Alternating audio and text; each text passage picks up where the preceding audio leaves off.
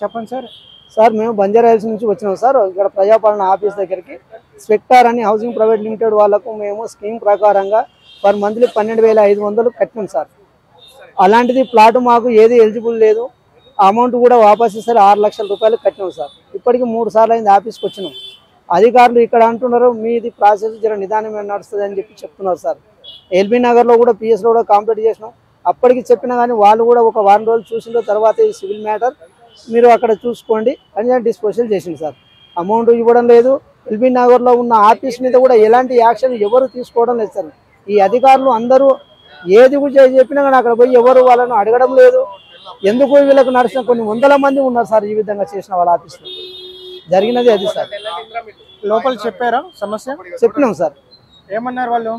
వాళ్ళు కూడా అదే అంటున్నారు, ఇది సివిల్ మ్యాటర్ సార్, అక్కడ చూసుకోండి అనే మాట చెప్తున్నారు సార్. ఇక్కడికి ఎన్నోసారి రావడం? మూడోసారి.